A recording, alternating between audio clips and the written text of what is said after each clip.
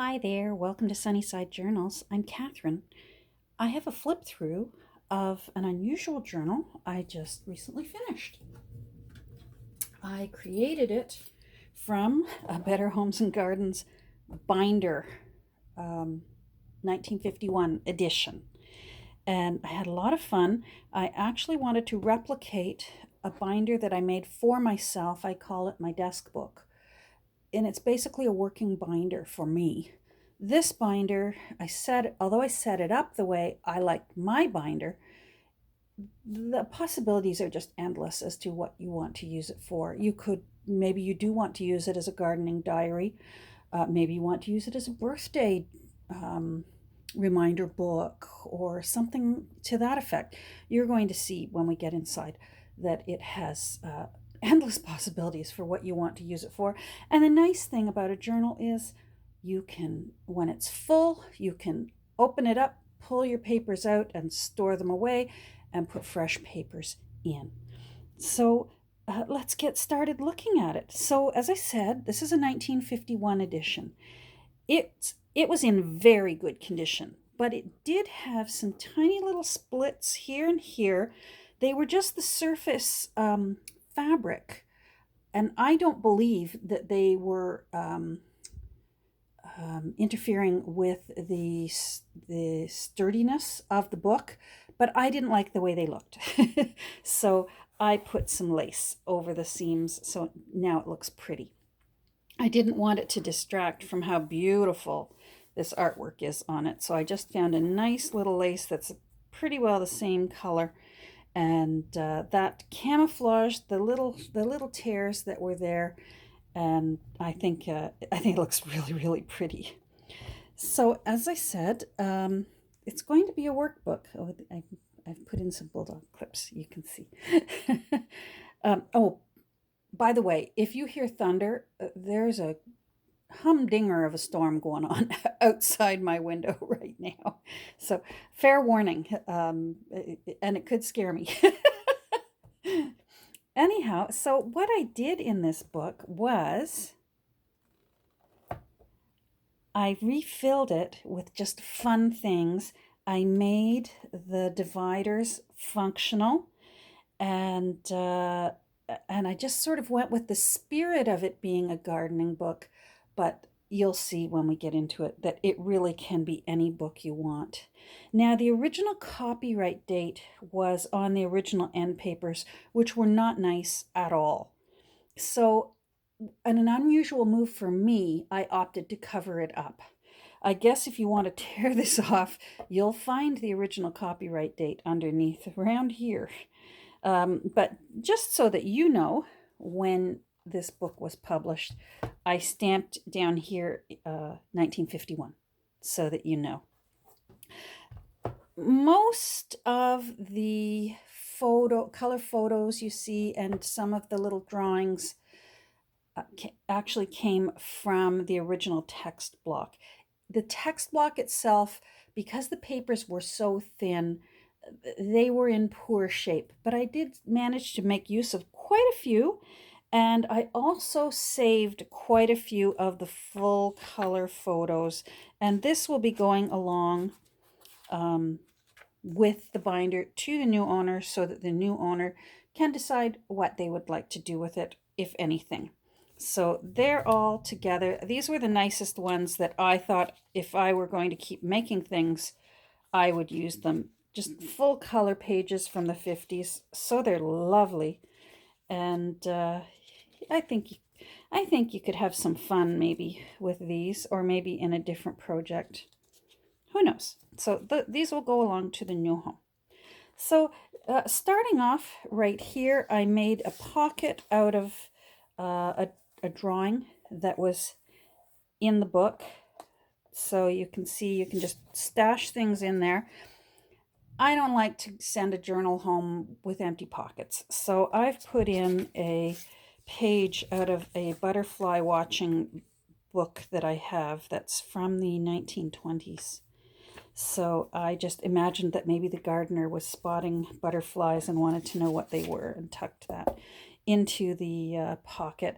I did a little bit of fussy cutting up here, and because I wanted this paper to lie very, very flat, I didn't tea dye it, but I did do some faux staining with stenciling and distress ink, and I like how that turned out. I'm going to open the binder here and show you. These were the original, I don't know what they're called, protectors that came with it. I glued on a measuring tape. I just thought that might be handy for when you're working in your journal. You'll just automatically have a ruler there. The nice thing about this, keep this handy because this book is going to the new home with no blank pages in it. You're going to put your own pages in, and I'll show you how you can do that. What you're going to do is take a regular piece of paper, any kind that you want to use. It actually can be almost any size, but the standard size for this binder, these are not your average binder, that a high school student would use. These are a really unusual size binder. You probably are going to have to cut your own sheets, which is what I've done for mine. It's very quick and it's very easy. Plus there are 5 rings and not 3. But what you'll do is you'll cut it. It needs to be, here, we'll make use of your new ruler. It needs to be about 6 1/4 by 9 1/2. So once you've got your paper, 6 1/4 by 9 1/2, pull this out of your binder, hold it up to one end. Hubby on the phone. So what you do is put that up against the edge. And if you're nervous about doing this, you can just take some paper clips and paper clip, and you can do several pages at once. Paper clip it on, paper clip this end on, and then get your handy dandy hole punch and just simply punch holes where this guide shows you to punch them. Yeah, hubby was phoning me to tell me that there's a storm coming, and I said, yeah, no kidding. So there you go. And then what you have is you have papers that will fit in your new journal. And you can use tea-dyed papers if you want lined paper. Say you've got a packet of binder paper, trim it down to the size you want, and punch holes in it, and you're good to go. So for that reason, I've set this up to be a desk book for you, but I have not put any of the blank pages in. I've simply had fun creating the dividers. So this first page is actually the first page from a guest book. I might open this up so that I can take them out and show you through the flip through. So chapter number 1, lot planning, actually became the first page from a guest book that I tea-dyed. And I love that it's old enough that it's from 19 whatever year you want to put in there. This drawing was from the original text block, and I wrapped it around to the other side. And I've covered up their printing that was on these dividers and put just blank tea-dyed paper, so you can actually write down and use these as journal pages if you like. Because I felt like putting in some bulldog clips, I made just a few little notepads out of tea-dyed paper. Again, I can't leave pockets empty. I can't leave bulldog clips not clipping something. So I did that. These bulldog clips are one of the few things that are new. These are really hard to find at my thrift stores and secondhand shops and that. And I really love this particular style because they look like an old style bulldog clip. So I buy these by the box. I love them so much. And they rust really nicely, but I opted not to rust these this time because the chrome on the binder rings is still nice and silver, and I wanted it to look like they're all in the same era. So it didn't make sense to put rusted bulldog clips in here. But I have used them to hold little notes in place. The next divider, I've made a big pocket out of one of the color photos of the original text block. And so again, I had to put something in it. This is just a page of stationery for writing. It's got little bees on it. It says buzz buzz just because. So, and that is chapter 2, lawns, but it can be anything you want. If you actually want to make this a specific binder for a specific need you have, you can just simply put labels over top of those tabs. And all this yellowing here, that's natural. I did not do that with Distress Ink. Mother Nature and Father Time did that. So again, I've covered the back, the original printing that was underneath. I've covered this with a 1985 daybook page from the month of August. And I put a little fussy cut of a little bird up in the corner there. On this divider, I had a few extras left over. So what I did was I removed the tab. There were a few missing. Fortunately, 1 to 12 was there. And that's what I wanted most. But there were a few extra ones. So what I did, because they were out of order, they didn't really go in order, I took the tab off. I put a new tab on, and I put a word snippet on it. So this one says secrets. I hope that's, let me see. There we go. No, come on. There we go. So it says secrets. And I just thought that was fun. And I have one in my journal that says secrets. And then, of course, pockets here, so I can't leave a pocket empty. This little journaling card came from a 1947 magazine that I recently went through and took tons of stuff out of. And another little piece of stationery, and I sewed the acetate on in place. And then this backside is just the drawing and work from the original text block. On this side, there is a nice tuck spot that I've just put in the corner here. There's a little girl looking over the garden gate. And so this is for chapter 3. And again, it's a pocket, so I didn't want to leave it empty. This is some beautiful new stationery that I just recently got this past weekend when I went camping. And I found that in a little shop out in, I think it was Brighton, Ontario. So on this page, I've covered it with ledger paper. I added some roses that were from the text block, and there were roses here because this is the chapter on roses. But again, you can cover that up and make it whatever you want. This is a wide belly band, and again, I want you to see that it is a belly band. So I've put some more stationery in there so you can use that if you wish. And that just tucks in there like that. And on the back here, you'll see there's more roses that I fussy cut. I liked that drawing, so I left it be. And I just put a bit of tea-dyed paper here that could be journaled on if you like. Here's another one of the pages that I created by taking the tab off and putting a new tab on. This tab says surprises. And I just thought that was fun. You can put any word snippet you like on these tabs and on the back as well. So in here in the acetate pocket that's nice and clear, these are so much fun, but they're also really useful because you can see what you've got in the pocket. I love these pockets in my binder. I've just used some illustrations that were out of other books and made a journaling card out of that. It's a copy of a seed packet, and then I'd like this. Oh, there's 2 here. Well, we'll put him somewhere else in the book. A tally card for bridge, but I like the little bird. So let's see. So he goes there.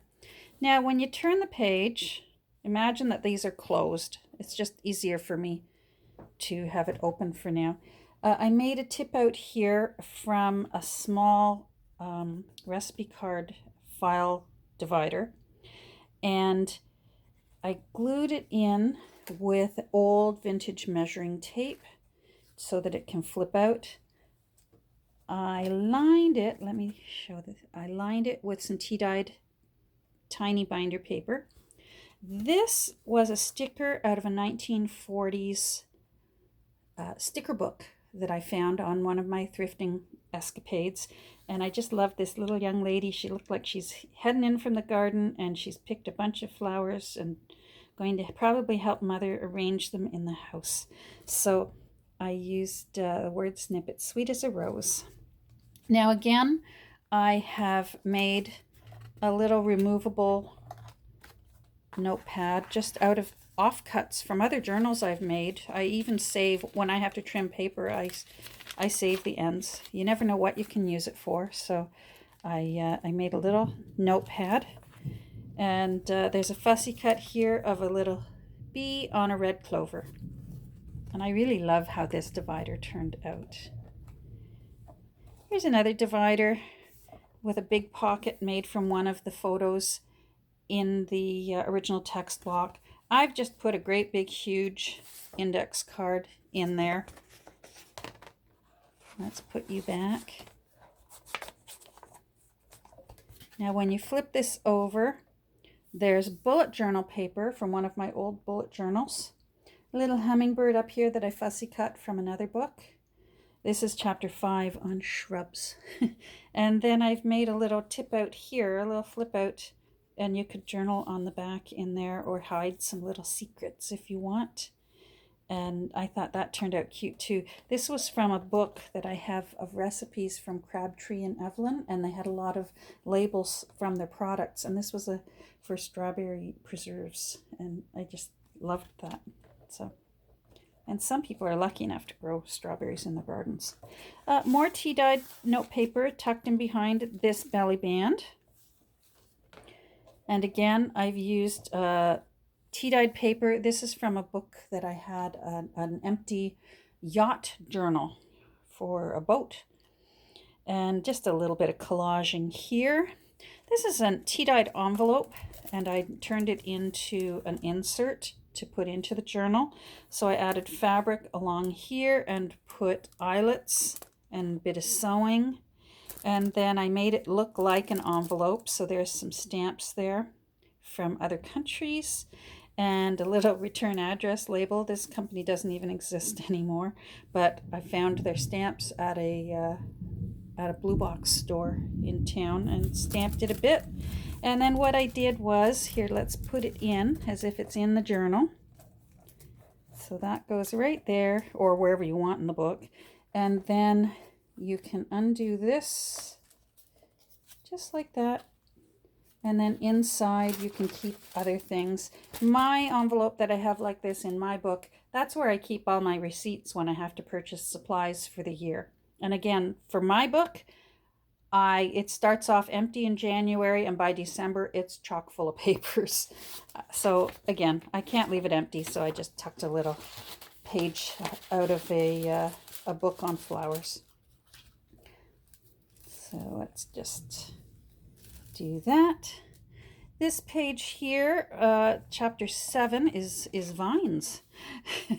And I've made another big pocket here, so I put some tea-dyed steno paper in that big pocket. Here's another one of the bulldog clips that I've just put a little bit of, this is feed sack fabric. And on the back here is another sheet from the guest book. Hold on, let's lift you up. You can see that. And there's always snails in gardens, so I put that little snail there.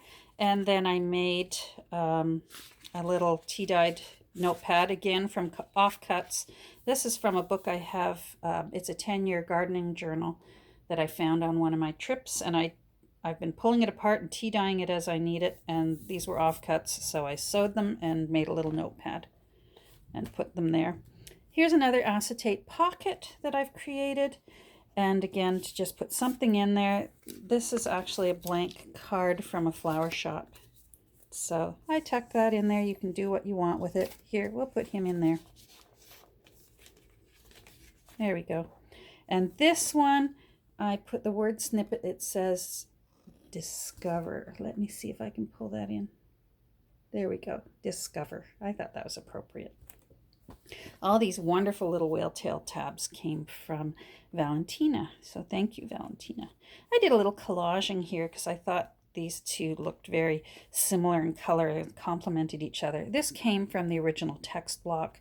There's some washi in behind and a little fabric, little square of fabric here. And again, another rather large pocket here, so I tucked in just a folio from actually a travel diary. So I put that in there. And that is Chapter 8, Pools.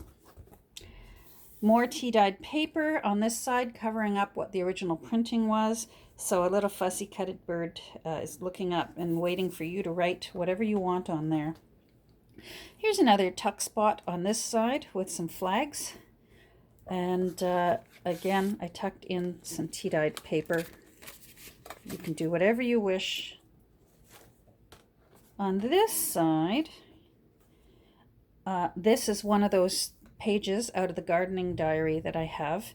And I fussy cut a little field mouse hiding under some toadstools.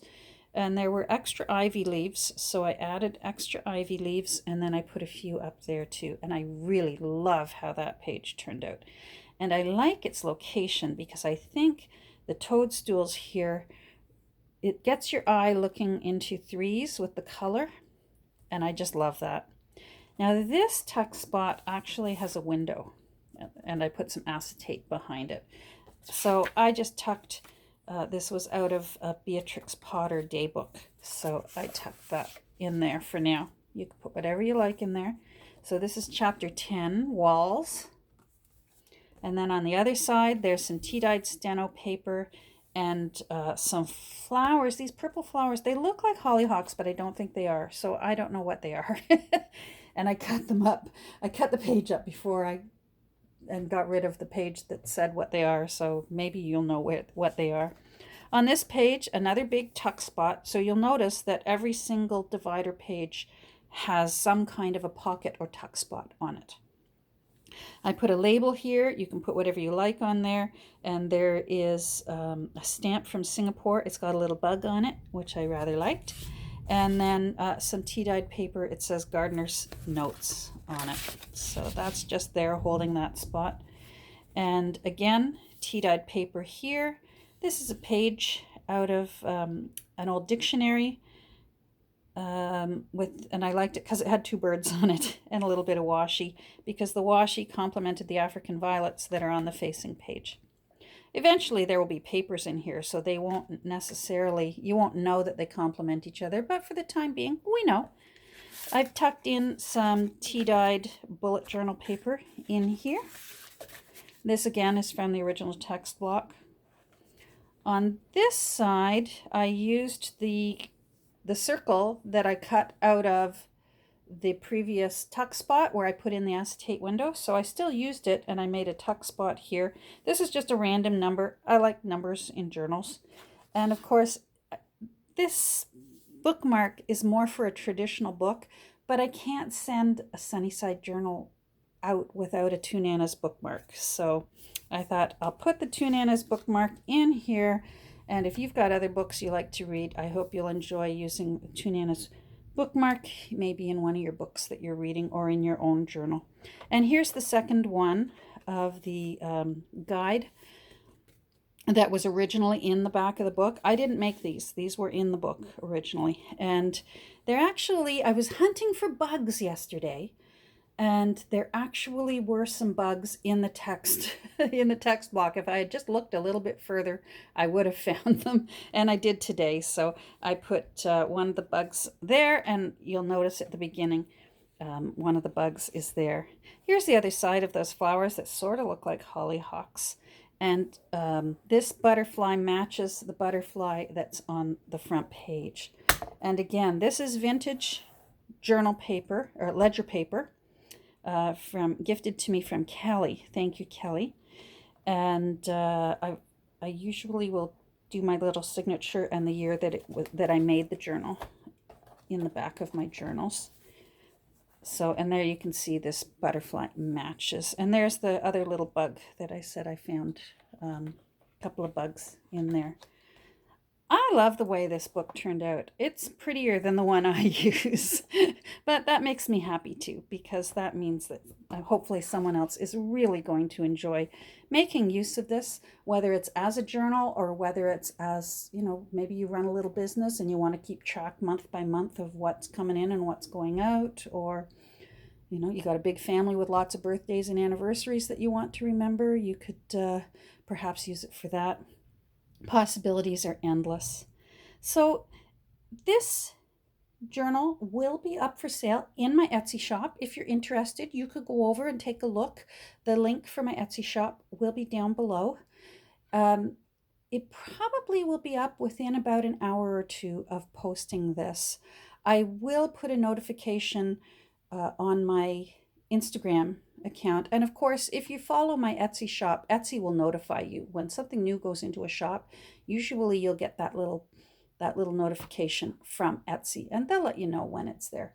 So if you're interested in this, I hope you'll head on over and take a look. Maybe this is a kind of working journal for you. Thank you for joining me today. I hope you enjoyed this flip through. Take care. Have a great rest of your day. Bye.